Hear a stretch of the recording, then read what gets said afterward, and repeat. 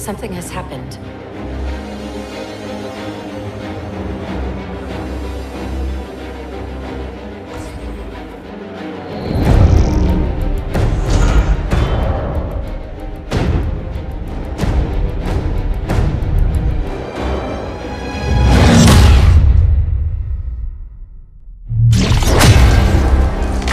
Command, we have a Spartan casualty.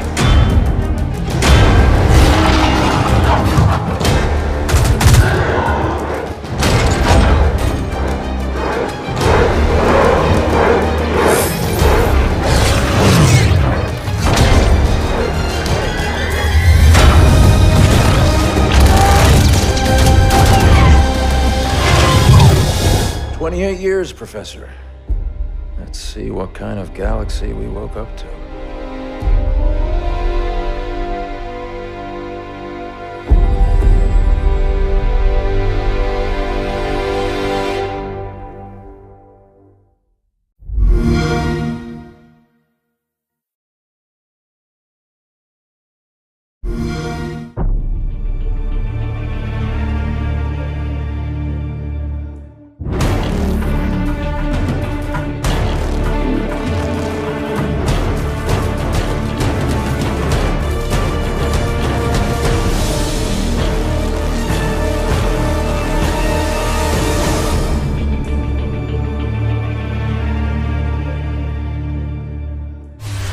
"28 years, Professor.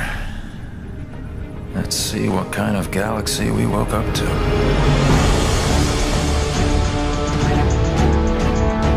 We had a very specific story we wanted to tell, and in particular, new characters that we wanted to introduce. And I think RTS players have higher expectations from story, and we wanted to make sure we did that in the strongest way possible. At the end of the original game, the Spirit of Fire and its crew were adrift in space. The crew's in cryosleep, and fast forward 28 years later to Halo Wars 2, they awake to find themselves above a Forerunner installation. Halo fans, especially those who've played Halo 3, will recognize it as the Ark. It's the largest and most powerful of the Forerunner creations, and it's also the birthplace of the Halos. It's literally the place that made all of the Halo rings, so that's the kind of power that's contained there. The only connection they have when they wake up is a small signal, one emergency beacon, that's coming from the surface of the Ark down below.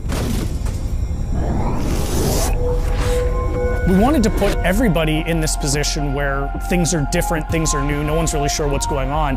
You know, Isabel is a very different kind of AI. She's a logistics AI. She's not a military AI. She is not like a Cortana or a Serena. She shows up in a way that we haven't seen AIs behave in Halo before. She's freaked out.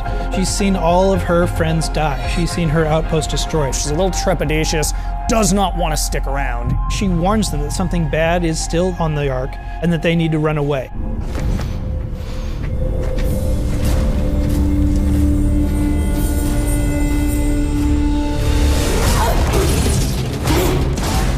The Spartans from Halo Wars, last time you saw them was in the original Halo Wars, just tearing down a pack of elites.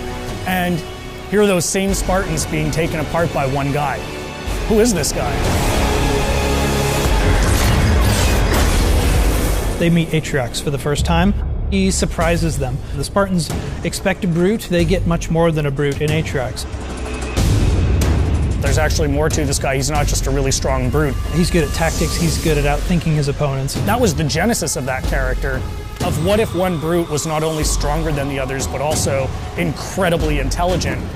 Atriox is something the universe hasn't seen before. The fact that he can surprise and then beat 3 Spartans in hand-to-hand combat sets the stage for who's in charge of the Banished and the kind of threat they pose. From a visual standpoint, we wanted to carry over enough of the original Covenant technologies, but at the same time, being in your face, more about hard hitting and close combat. You know what a Wraith does if you've played Halo, but you've never seen a Wraith look like this before. Lots of layered armor, lots of ramming spikes, things that spoke to a brute's sensibilities and aesthetic choices. This is who they're going to have to fight. This is who Captain Cutter has to beat. Our astronavigation system can't pinpoint a location. We're not on the map anymore. But as the captain of this ship, he is 28 years out from his last set of orders. Like, what do you do when you are supposed to report into this hierarchy, but you literally haven't seen them for almost 3 decades? We didn't drift out of the galaxy in 28 years, Professor. The crew wakes up, they have no idea what's going on, and he comes across this massive banished force. He's always chosen his crew over his own advancement. They've been through hell and back, and they wake up in this universe they don't understand, and he's going to do whatever he needs to do to protect his crew. And that sets off a really fascinating face-off.